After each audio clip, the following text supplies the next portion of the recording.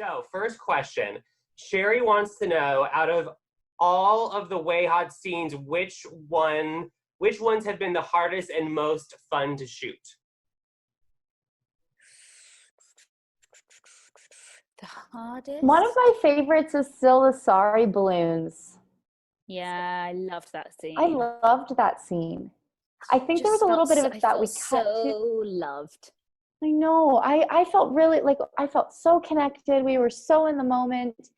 And I think one of my other favorites may have been the one you were talking about earlier with Ron in this season, From Above. Like, again, so playful, felt so in the pocket, just so present. And I had such a great time. 100%. Yeah.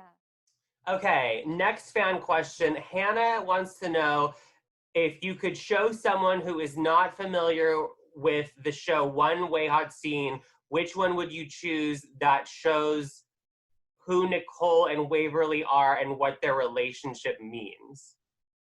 Wow. Good question. I'd probably show them the sheriff couch scene. Oh, yeah. I just think it shows so much about the journey they've come on, the different places that they are in their life. The way you look at Waverly, the way you look at me, or I don't know, Nicole looks at Waverly, is so compassionate and loving, and there's just something that really encapsulates their relationship for me. Beautiful answer. Marty wants to know what you do as actors to maintain your connection as characters after long hiatuses or during scripted dramas. So basically, how do you guys stay connected when the cameras have stopped rolling and you're not together anymore? Got it. I mean, just keep in touch, I think, eh? Like we do in the off season still talk to each other and keep, like, there might be maybe a month or two that go by where we don't have like a big conversation, but we're always sending little messages and stuff, I would say, and checking in. And then I think when we're here, we get to spend a lot more time together, which is always really nice. Yeah. Amazing. Yeah. And one thing I would say that's okay, sorry, go. No. Go. No, one thing I would say we're incredibly lucky is that one thing I would say is that I feel we are incredibly lucky that when we get back together, it feels like no time has passed.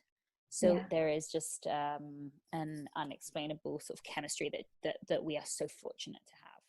Several people have asked if there's any music or books that you recommend or favorites that make you both feel empowered. Ooh, empowered.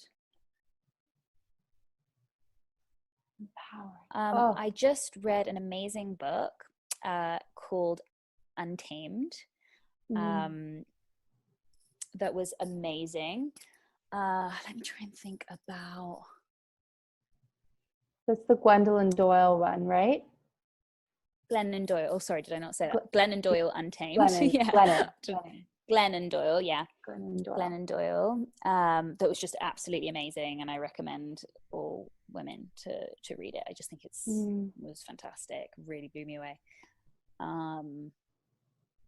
It just spoke to me on so many different levels. And in terms of music, do you have anything, Kat? I mean, I'm such a stereotype. I listen to Pink and Taylor Swift when I need to feel empowered, like millions and millions of other people. But that's okay. That's good. We love those ladies. Me and too. I really yeah, totally.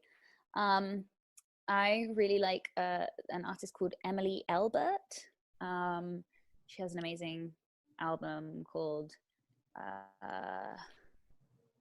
We Who Believe in Freedom, I believe. Or certainly that's one of her songs.